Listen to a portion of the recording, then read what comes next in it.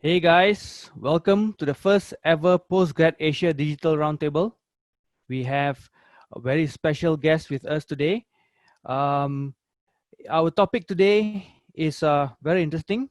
We're looking at postgraduate studies during the post-COVID era and how postgrad studies still have a role to play in these uncertain times. And we have two very special guests with us.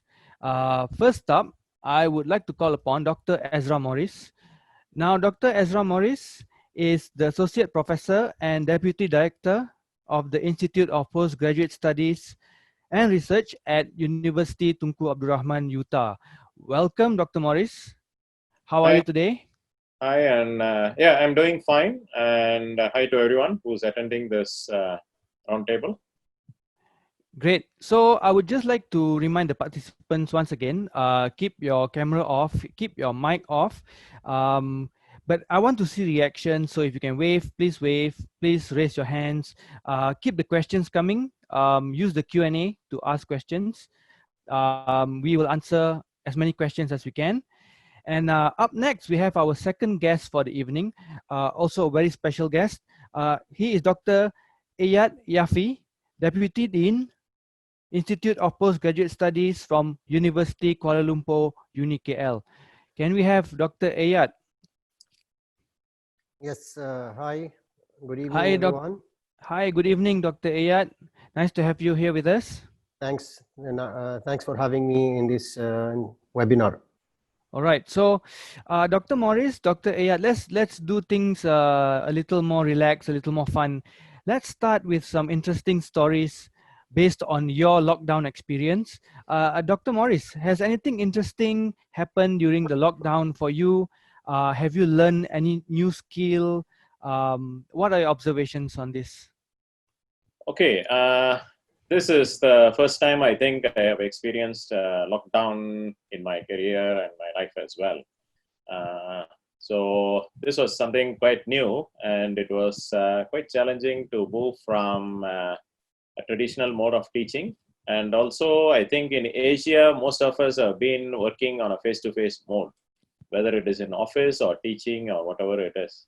Of course, in US, this work from home is quite prevalent, but I don't think in Asia it is very prevalent. So moving on to this work from home, we had our challenges in adapting to this online teaching because how to engage students when we conduct classes online, that was one of the challenge. And as Deputy Director, when we have meetings with our staff at Institute of Postgraduate Research and Postgraduate Studies and Research, it was again like you don't see the face. We normally switch off the camera, and then when you, it's a sort of a new experience where you try to engage people without seeing their faces. Yes. And they're sitting there and you do not know whether they are actually listening to you or they're doing something else. So these are some interesting things that came up during this transition period from face-to-face to the online teaching and learning mode. How about you, Dr. Eiad? Anything interesting that you have seen? Yes, I think what we have been through was unprecedented. So there are two aspects of the issue is, first of all, the personal and then professionalism. So at the personal level, so it was something definitely interesting that we have realized and we have discovered our relationship with families, more often. And it was something kind of new that you spend 24 hours with your family, with your children, with your wife. So actually at the personal level, it was a unique experience that you see your children and you see you involve with daily activities with children and family activities. At the second side of it, the work related matters, it was also something unique. I think it was the first time that academic institutions has experienced this kind of work environment where everybody has to be at home. It's not a choice. It was mandatory that everybody is at home. It's not only students, it's also the teaching staff and admin staff as well. So the interaction between staff, lecturers, and students was mainly online through various platforms. So I think it was a bit challenging in the beginning for everyone, but by time I think people got used to it, and I think it's gonna remain for some time, this kind of work environment, at least until the end of the year. Okay, yeah, that's true. I mean, it looks like it's going to prolong. Yeah. New outbreak in Beijing. Things were starting to look good, and then now it's shaky again. To all the participants with us today, thank you for joining. We have about 30 participants here. We will be sharing links to a poll. Please answer the poll. We will have a survey as well. We need your feedback on the session, so we can improve on our session coming forward. Let's go back to the discussion tonight. Dr. Morris, I would like to ask you, why should people consider postgraduate studies at a time like this when everyone seems to be in a survival mode? What are some good reasons to continue with a postgrad right now? Okay, if you are going to look at the job market in future after this crisis, already the job market has been shifting towards more specific job requirements, and now it is going to be even more very specific. So the idea of doing postgraduate studies is not about getting another piece of paper which says you are an MBA or a Master of Engineering or Master of Science. It is about improving your skills. When you come for master's degree, when you do your master's or PhD or whatever it is, you basically improve your skills on analytical skills, investigative skills, and so on. So that is the most important thing which you learn in postgraduate studies. Whereas in your undergraduate, you are asked to do certain things. You are taught what to do. But in postgraduate, you learn how to do it and how to improve it, and on your own. Nobody is going to guide you. And basically, if you can improve your analytical skills, for example, maybe it helps you in your job scope, because now in future it is going to be mostly on data analytics. The data analytics usage will be more, whether it is HR or manufacturing or whatever it is. Data analytics is going to be more. So if you have some analytical skills, or if you can learn the skills of doing data analysis and so on in your postgraduate studies, that should help you a lot. And also, during this time, people are more free. Normally, whenever the economy is down, that's the right time for people to upgrade themselves with new skills. Because whenever we are down, when the next peak comes in, we'll be talking something new. So this is the time where the workload in the companies are all very less. So you can make use of that time. Some of you may be unfortunate to lose your job. You shouldn't lose hope on that. But you can make use of this time to take up new studies and improve, either get a postgraduate degree or postgraduate diploma or something, so which can improve your skills for the coming times. Okay, great, Dr. Morris. Dr. Eiad, do you want to add to this? Yes, I totally agree with Dr. Morris about the opportunities that prevail during the current pandemic. I think for some students, whether they are undergraduate or postgraduate students, they might see that this period is not up to their expectations, and maybe they see that they hear news about the layoff of some companies, that's the layoff of jobs that's taking place right now. They hear about recessions in the economy and so many other bad news. But the reality is, this is a golden opportunity for students, and this is absolutely the right time for students to move up their career ladder, by really choosing the right program, so that whenever they join any postgraduate programs, it's about knowledge and skills that they acquire. So first of all, they will definitely, by joining any postgraduate program or a PhD, whatever, so their knowledge definitely will increase about the topic that they will be studying, and definitely they will also their set of skills will improve. As long as we hear about the layoff jobs, in some companies, at the same time there are some set of jobs that are picking. So So the students have to be smart in choosing the right area in the current pandemic. I think we'll talk about that later on, but just very general, I would shed some light that yes, IT is one of the areas, just like Dr. Maurice said, that is one of the area that companies, whether it is an IT companies, whether it is health institutions, IT is one of the area that has proven to be the most important area that will remain for the next 5 years as an important area. And of course, healthcare as well. So definitely those who were reluctant to join medical or nursing schools or any bioinformatics, school or programs, this pandemic has proven that these kind of programs are gonna remain interesting and in demand in future. Okay, great, Dr. Eiad. Now, before we continue, I would just like to talk to the participants who have just joined us. Welcome. It is Thursday, 8 p.m., 18th of June, 2020. And our topic with us today is postgraduate studies in post-COVID times. This is the very first Postgrad Asia digital webinar, guys. Please ask us questions. Use the Q&A function at the bottom of the screen. If you're on Facebook Live, just key in your questions and we will get to them. We will get Dr. Maurice and Dr. Eiad to answer your questions. Okay. And now moving forward, Dr. Maurice, what is UTAR doing specifically to support postgraduate students in such a time? Okay, so for the current students, what we do is we have interest-free bridging loan to help them tide over the financial crisis.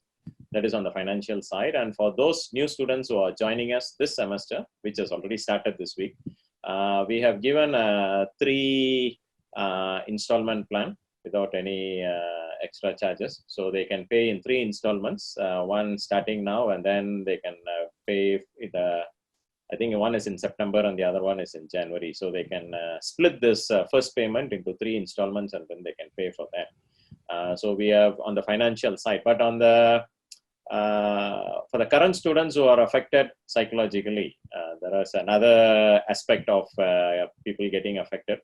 There are people who can't cope up with the online classes. Because people would have got used to the face-to-face classes, and then when they move to online classes, they might feel like, because some students, they need that support from the staff standing next to them.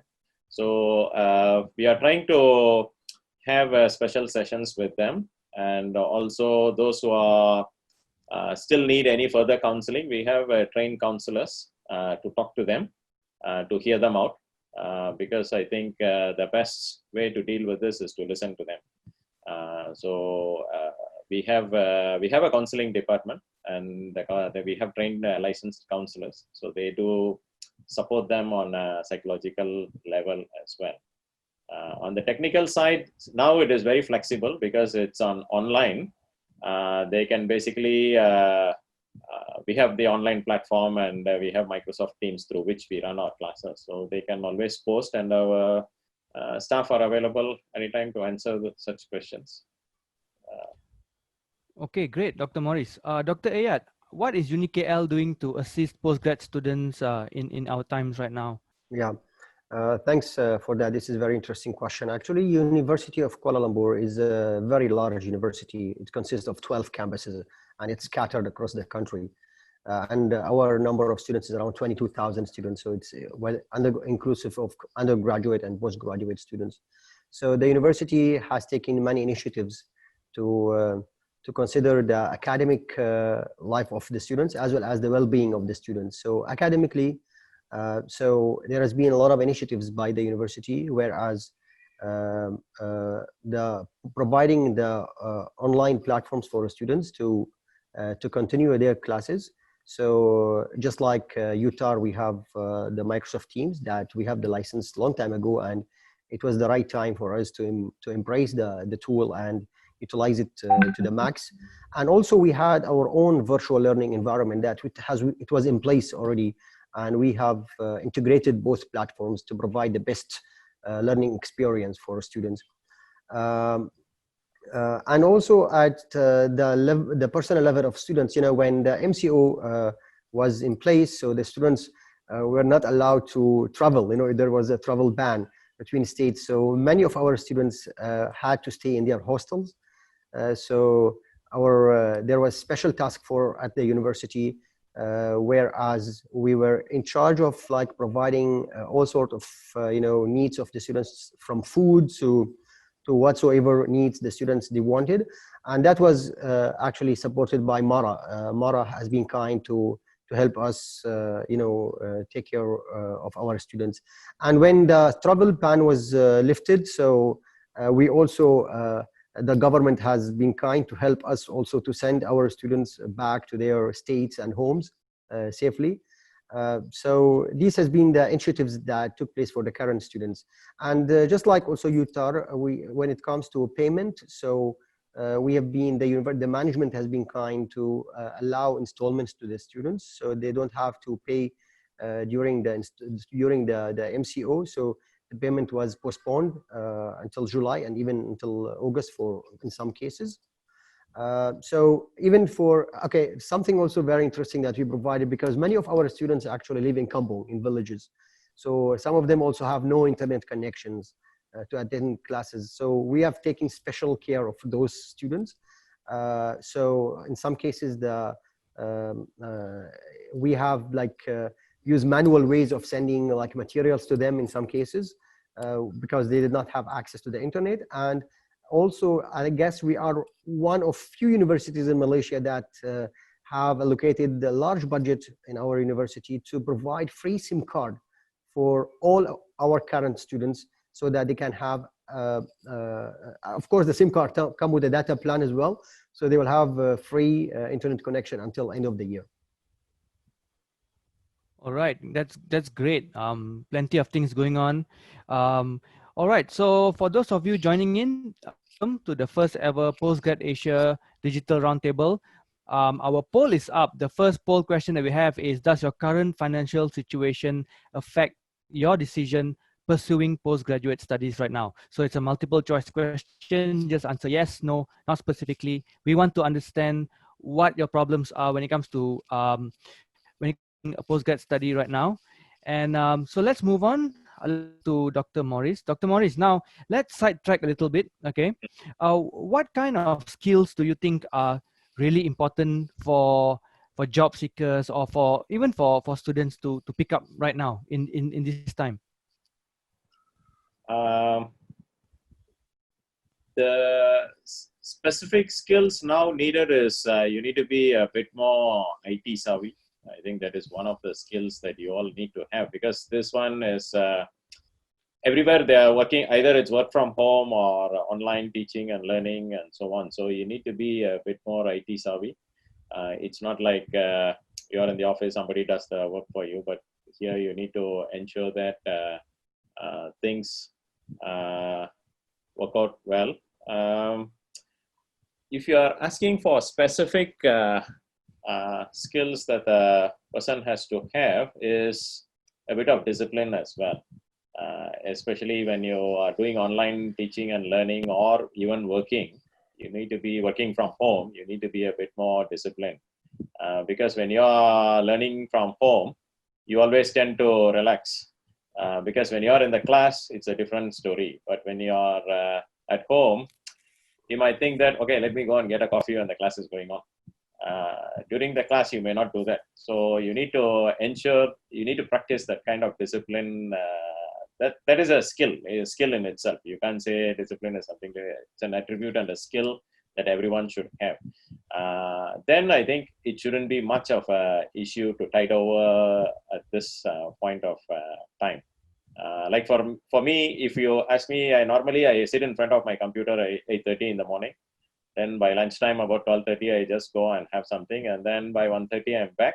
And then by 5, at least until 5, I'm sitting in front of my computer. Doesn't matter what I do on the computer, but at least I'm sitting there and waiting for some messages or sending emails and so on. So that kind of discipline should be there from the students as well. If you are learning, then you should be spending some specific time during the class hours or something. You should treat it as a university time. And if you are working, then it should be like your office time. So that is one skill I think sometimes, especially when the students are fresh graduates, for them the time management skill is, they lack the time management skill. So they need to catch up on that, because during the university time, there is an attendance, people are there. When you are leaving the class, lecturer is watching you, so you don't want to leave the class. But here it's like, okay guys, lecturer is talking, then let me go have a coffee, water, get some water, get some snacks. It goes on like that. It shouldn't be like that. So that skill should be the most important thing for now. Okay, great. Dr. Eiad, you want to chip in on this? Yes, absolutely. I second Dr. Morris that the set of skills that are so important currently is mainly IT skills. And I would like here to emphasize that artificial intelligence and machine learning has been proven to show some resilience. Those who have expertise and who acquire like any artificial intelligence skills have shown a resilience amid the coronavirus pandemic. And actually all technology workers, whether they are students or professionals, those with AI skills have been actually spared from the current wave of layoff currently. And those also might see employment opportunities increasing until end of the year, and of course for the coming years as well. Why it's that? Why it's so? Because actually all health workers, whether they are frontliners or at the level of policymakers, actually they were in need to develop actually advanced analytics and smart applications to keep tracks of the spread of the pandemic. So can you imagine, like, can we all imagine if like we did not have that set of skills of artificial intelligence and machine learning and all set of tools needed for the outbreak analysis, we were actually would be in a bad shape when it comes to the trying to combating the spread of the coronavirus. So to me personally, I would definitely say that artificial intelligence, machine learning, and in general, IT, these are the most important skills that someone might acquire. And of course, when it comes at the level of the soft skills, the skills that are needed, of course, patience. What this pandemic has taught us that we need to be patient. Actually, when it comes to online classes are not easy to deliver. So for both students and also lecturers. A preparation for normal class is easy for any lecturer, any professor, but when it comes to online classes, actually the preparation time is almost double. We have to keep engaging students while we delivered our online classes, and the students also at the same time must have the patience and must keep interacting with their peers and with the professors at the time of the class. So this has not been an easy task, but yes, the skills needed for that was like, yes, patience, technical skills, of course, using of all set of tools, preparation of materials needed for the online classes. So all those set of skills were like very important for also the professors, lecturers, staff, and students as well. Thank you, Dr. Eiad. We have a few more people joining. So welcome to the first ever Postgrad Asia Digital Roundtable. Our topic tonight on the 18th of June 2020 is Postgraduate Studies in Post-COVID Times. Now, Dr. Morris, Dr. Eiad, we have a question from one of our viewers today. Okay, maybe I will pose it to Dr. Morris and then Dr. Eiad, you can answer as well after this. Okay, so the question is, what are the postgraduate courses you would recommend to someone working in the marketing department? So normally for this type of marketing and business, those who are involved in such activities, we do recommend MBA to go with. That is one of the courses which is quite popular with these type of people in UTAR. The other course I can think of is marketing. Again, if you go back like what Dr. Eiad was just now pointing out, the AI and other things, because marketing now needs, it's no more traditional marketing as well. You need to know your customers and what is their, what you call the buying trends and so on. And you can take some data analytics courses as well, and the information management system courses, where you learn about how to manage your information, what you get. Because you can see like Lazada, Shopee, they all do the marketing based on the data analytics at the back. They have a certain amount of artificial intelligence engine running at the back, where they do analysis on the buying trends of people and so on. So sometimes some of the emails which you get, the promotional emails are very focused. So if you are buying some, say, cookware from Shopee for a long time, they'll try to send more about that to you. And then if somebody else is buying something else, dress material, they might look at sending some promotional material on the dress. So it's basically, it's run automatically at the back. And even AirAsia, if you look at the system, the pricing of their tickets is based on an artificial intelligence system. So this IT skills is very important. So even when if you are in marketing, if you can't pick up these skills, then you will be left out, because companies will be giving you this data for you to analyze and do the marketing. It is no more like those days you go and sell things. Now you need to know what your customer wants and what is the trend out there, and then you will have to do that. So the new one, the MBA may be a traditional postgraduate course these people take, but then the new one will be the data analytics or managed information systems, master of information systems. So these courses should fit well for this type of people, and it gives you a new edge in the workforce. When you go back after doing this course, maybe people are doing a traditional marketing, maybe you are now much more focused with skills which can be used effectively, and that might help your company, and your company might be quite happy with your performance. So normally they say during these times, you should be either at the entrance of two doors in the company. One is you bring revenue. The other one is you add value to the company. Okay, so if you want to bring revenue now, you need to pick up all these IT, the artificial intelligence, the data analytics skill, and so on. So if you are there, then I think it should be a good, an insurance for the next 10 years at least. Yeah. Dr. Eiad? I think I have a similar view, but all it depends on the candidates and what's they are hoping for and how they see their position in future. So let's say if someone was in marketing now and he's looking for a postgraduate programs just to be in a leadership or in a management position in the company, then definitely an MBA would suit him well. And even they could go for a master in management by research mode. So that also good for them. They can like pick up any case study in marketing, and they can investigate and come up with a research and study that to understand certain problems in their positions.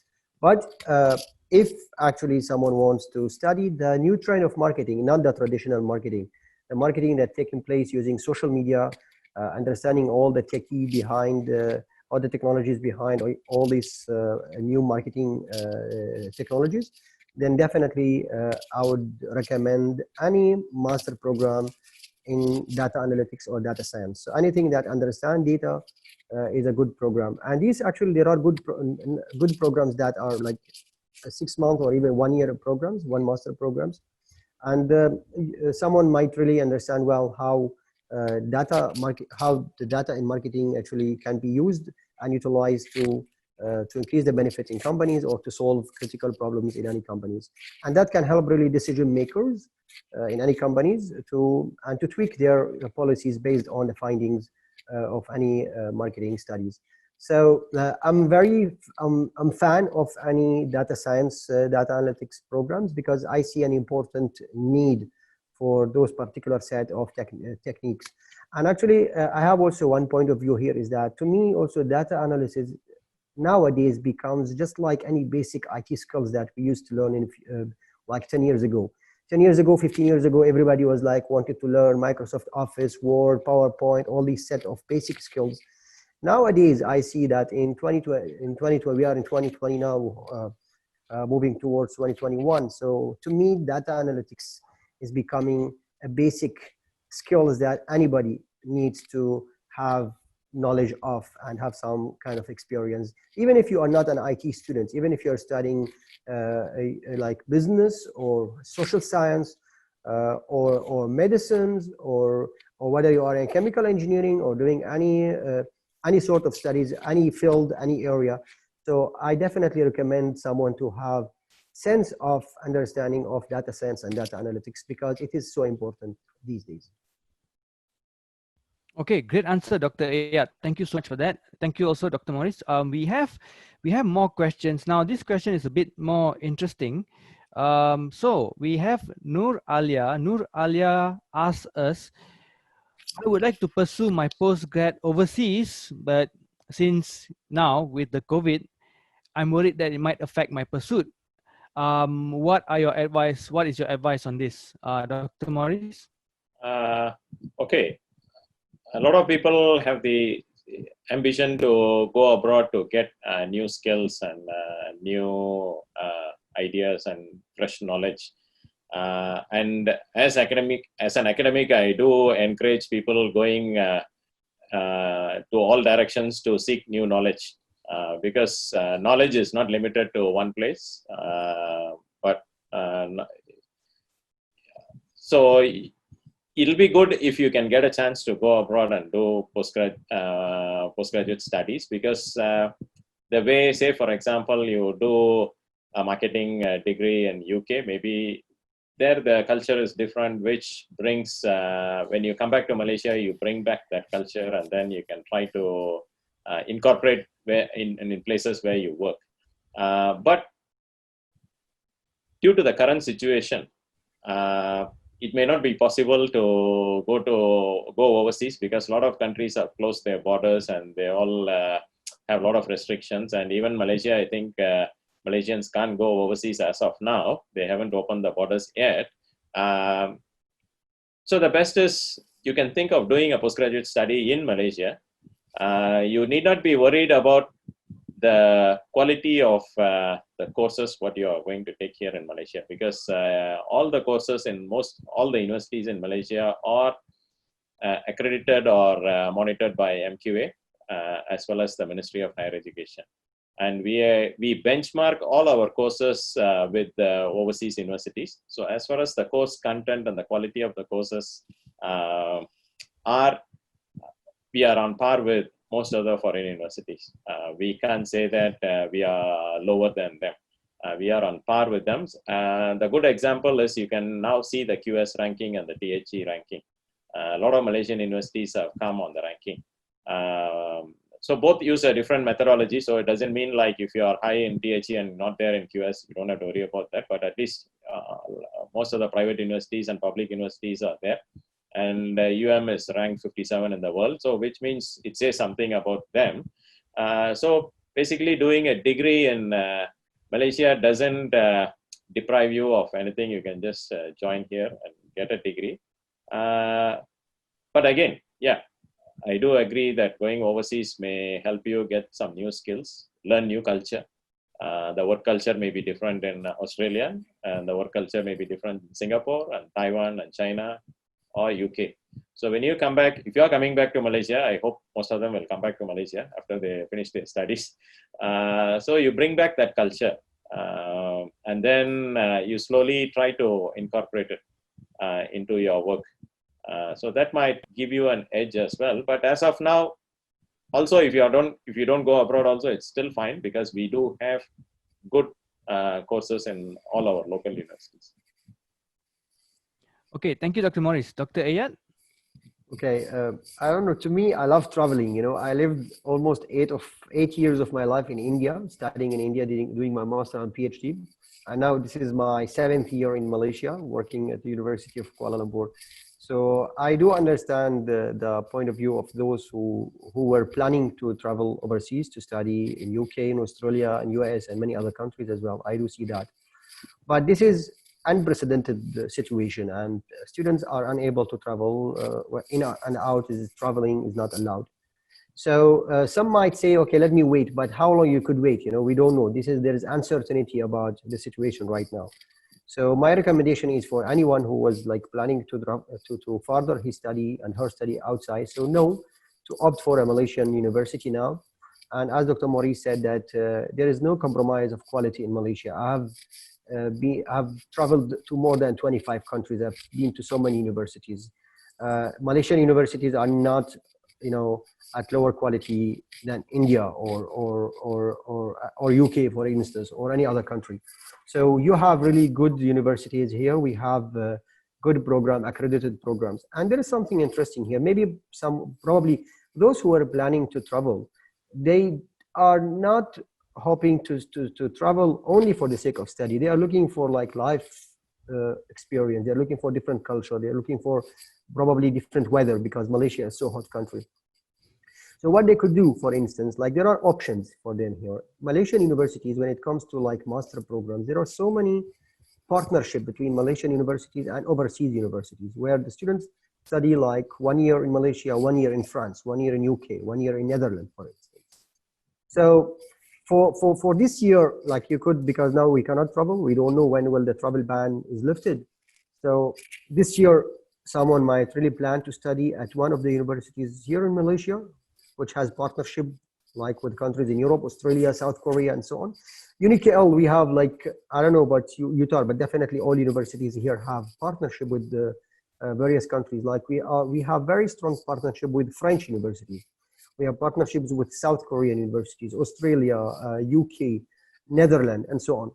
Like we have one master program in data science. This is just an example. We have partnership with France, where the students will study 2 semesters in India and 1 semester in France, and that's the last semester. So it means the students who will join us now will study here until like the mid of the next year, and then we'll get the opportunity to travel abroad for different experience somewhere in other countries. So this is the options that are available right now. So I will definitely recommend those who are waiting to start. Do not wait, because time is so important for us. We can't wait, and there's uncertainty, as I said. So please do not delay your plans. Malaysian universities are so good. We have seen the ranking, the QS ranking and the THE ranking. So the Malaysian universities are doing so good. And even those who are not in the ranking as well, they are also doing very well. So that's my advice to the students right now. Okay, great, Dr. Eiad. We have more questions coming. Can I add in something? Yes. Yeah, sure. Yes, Dr. Maurice. Dr. Eiad has mentioned that we also have partnerships with a lot of foreign universities. We have a dual MBA program with Tunku University, Taiwan, and also 2 other degree programs, research degree programs. We have dual degree agreements with Taiwan universities, and also for Master of Engineering in Electrical and Master of Engineering in Electronic Systems. We have a dual degree arrangement with OTH Regensburg in Germany. So you can do about 60-70% of the courses here, and then you can go to Germany for about slightly less than a year, and then you can get 2 degrees from both sides. Yeah. It's not a joint degree because of certain things we call it as a dual degree. So you will get a certificate from OTH Regensburg, and you will get a certificate from UTAR separately. Yeah. So we have some tie-ups like that. So this is the advantage, yes, like you get double degrees from Europe, yeah. For instance, or any other country, and Malaysia as well. That's an advantage. So those who want to go abroad but cannot go abroad may think of this route. So at least for the time being, you can start in Malaysia. As things improve over the next year, then maybe you'll get a chance to travel abroad and then get a degree from their university as well. Yeah, that's good. Yeah, I didn't think of that. I mean, there's always another option, isn't it? You just have to ask the right questions. So thanks for that question. We also have more questions coming in. This time we have a question by Hafiza Yusuf. Hafiza asks us, with this current situation, what about the duration of a course? Is it the same, or are courses extended to, to incorporate what's going on with the COVID and all that? Okay, regarding the duration of the course, it remains the same because the courses are approved by MQA and MOHE, Ministry of Higher Education. So we'll have to follow the timeline that was approved. But in UTAR, what we do is we have a flexible system. Say, for example, a part-time degree takes 2 years to complete. We call that as a normal duration. And we have another 2 years for you to complete the degree. Say if you are taking 3 courses per semester, and if you think that it is too much for you based on your workload, you can drop 1 or 2 courses depending on the workload of your work in your company or your organization. Then you can take less courses, but you will take a little bit longer time to graduate. But there is a maximum time, there is a normal duration time. So normally this normal duration is for those who are pursuing without any other obligations. They can finish on time. But those who are working, our students normally take about half a year to 1 year extra to complete. There is a provision of extending your duration from the normal duration. I think it should be the same in UniKL as well. Yes, I think just as being said, we are tied by our academic calendars, and we want all the students to finish on time. I know everybody wants to graduate on time and wants to finish as soon as possible to join the job market. So what we have done is that to ensure that the students finish their courses, complete their courses during this current semester. So we have provided a lot of flexibility in terms of assessment. So as you know, like it was impossible to bring in everyone into the classroom and conduct final year exams and so on. So we have provided alternative options for assessment to ensure that students are assessed and the CLO are attained, the course learning outcomes are attained, and our students are done with their current semesters. So there are, of course, some exceptions here and there. So we have tackled case by case. So I don't have to mention here now, but we really, we tried our best to ensure that everyone complete their current semesters. And of course, there are some cases, as I mentioned, so some decided to defer, for instance, so that's also possible, you know, within the rules of all universities in Malaysia. Deferment is always possible. But these are the measures that we have taken so far. It's just like very interesting point I would like to share here is that, you know, when it comes to the trusts, you know, this was the first time in the history that the level of trust has increased.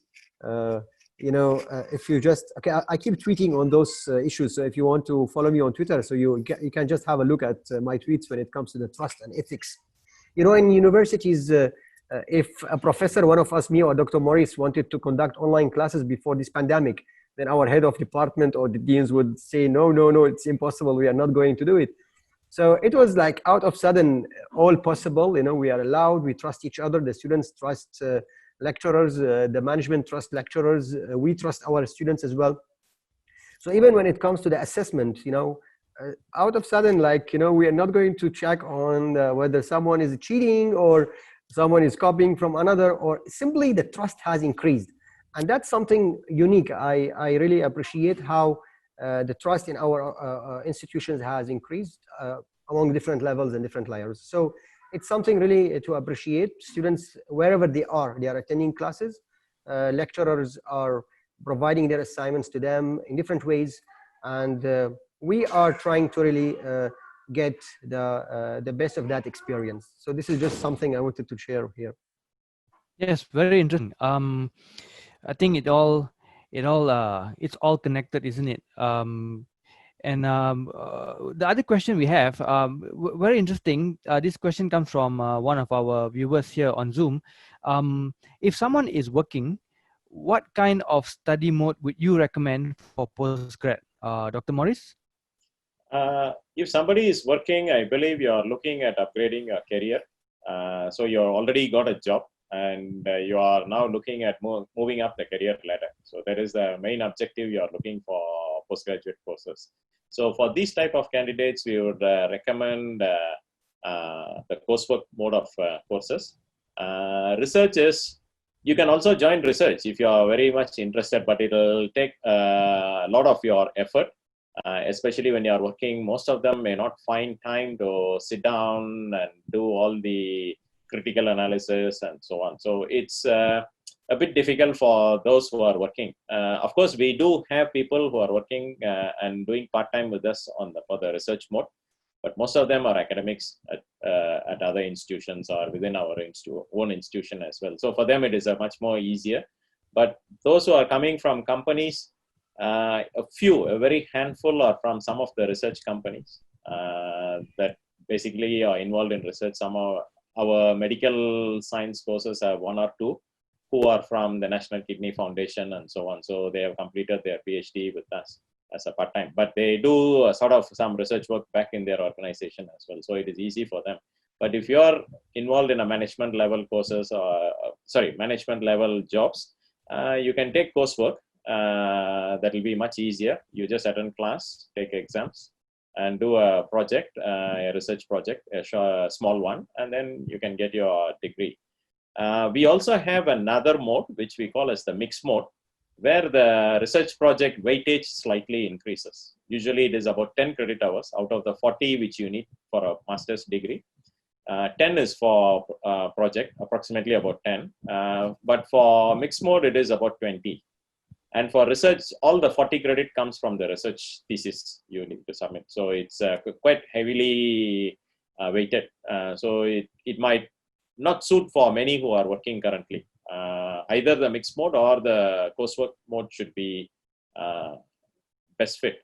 And also in UTAR, we have something called the APEL C and APEL A, where if you do not hold a traditional degree, say for example, you don't have a bachelor's degree, but you have a diploma and you have been working in a particular field for a long time, you can take an assessment that has been conducted by MQA and I think WOU and there's another one, Open University, Wawasan, and then Kuala Lumpur, UOA, there's another Open University. So 3 of them do conduct the assessment. So you can take the assessment. If you pass the assessment, they'll give you a certificate. With that certificate, we'll take you for masters. Whether it is MBA or engineering or Master of Information Systems, we can take you in. There's another mode which is called as APEL C. For example, you have a degree, you have a normal degree, a bachelor's degree, and you have some work experience as a manager or in a particular field. You've been there for a long time. And if your experience can satisfy our course learning outcomes for that particular course, we can give you an exemption for that course. So you don't have to take the course. So you do less courses. I think the ministry has given a guideline of about 30% can be given credit transfer based on that. It's called as accelerated experiential, prior experiential learning. Accreditation to prior experiential learning. So if you have some experience, you can transfer it to your credit, so you do less subjects as well. So this is these are the few modes for those who are working can come in for the postgraduate courses. Yeah, Dr. Eiad?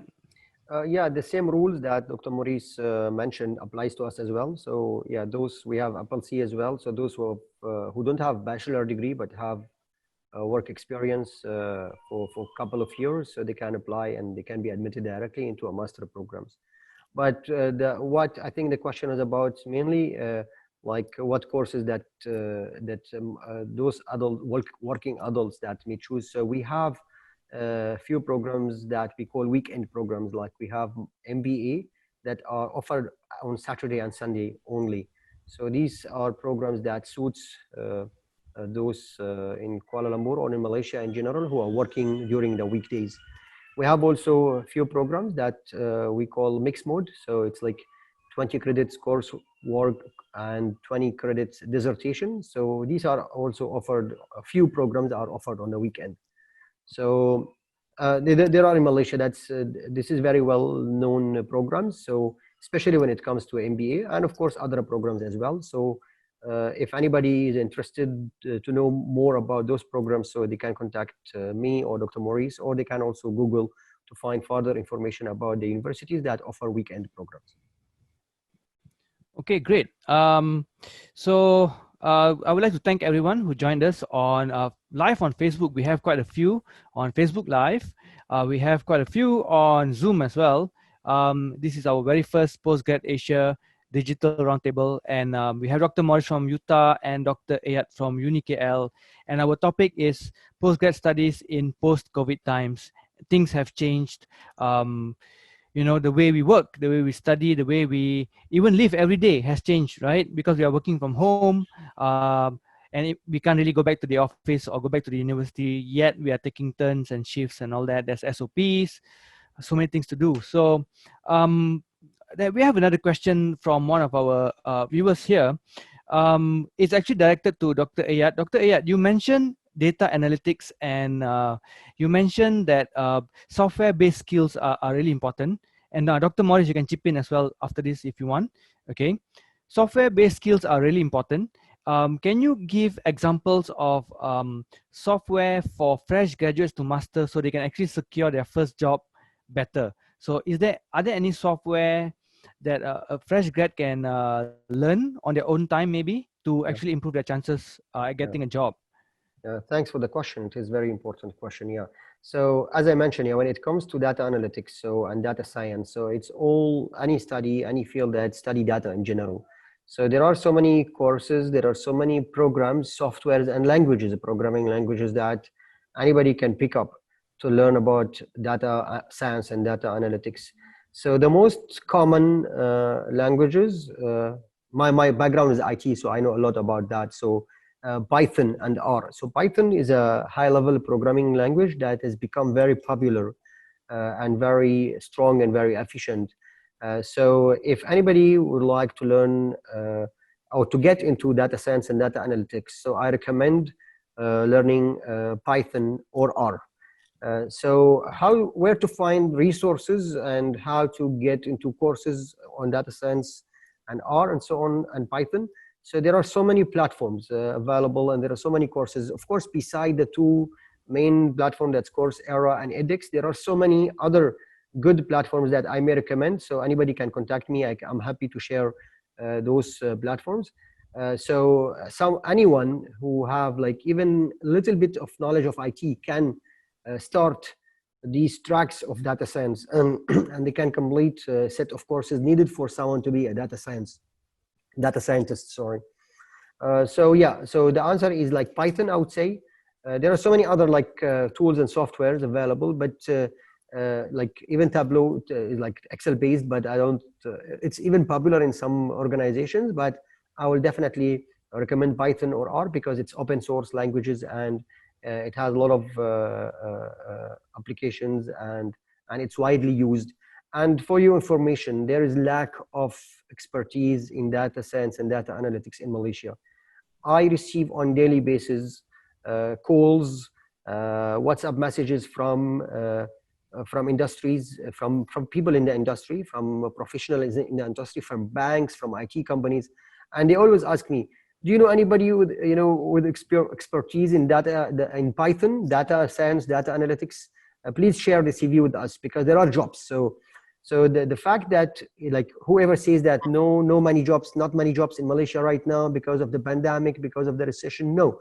The answer when it comes to data science specifically, so there are so many job opportunities, and as I mentioned, I keep receiving calls. So even now, this is a call for anybody who's like who has the background and knowledge about data science. So they may email me the CV, and I'll be more than happy also to connect those candidates with professionals. Yeah. All right, great, Dr. Eiad. Thank you very much. Dr. Morris, do you want to chip in on this? Yeah, just I concur with what Dr. Eiad has said. Python is one of the popular programming platforms which is used for this data analytics, and we do have some courses based on Python programming for masters as well as for bachelor's degree. This is what we do in our university, and we have started teaching them R as well in some of the courses.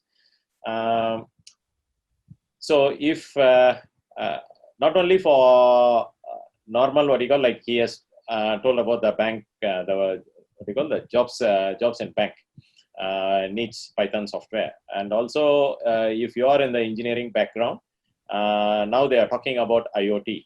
IoT is called the Internet of Things, where a lot of sensors collect data, and then you do some data analytics based on that. And there also we do use Python. So whether it is banking or engineering or healthcare, whatever it is, Python is the current trend for the data analytics platform. All right, great. Thank you so much. I think that's all the time we have. Thank you, Dr. Morris. Thank you, Dr. Eiad, for being the very first guest for the Postgrad Asia Digital Roundtable. Thank you very much. We learned a lot from the both of you today. Our viewers had their questions answered. I think we all need to learn from each other and grow together and face this COVID situation, you know, in a more collaborative mindset. And I would also like to thank the team, the GTI Media team, UTAR, thank you very much. UniKL, thank you for your support as well. If you have any more questions for the viewers, if you have any more questions for Dr. Morris or Dr. Eiad, follow Postgrad Asia on Facebook, Twitter, and Instagram.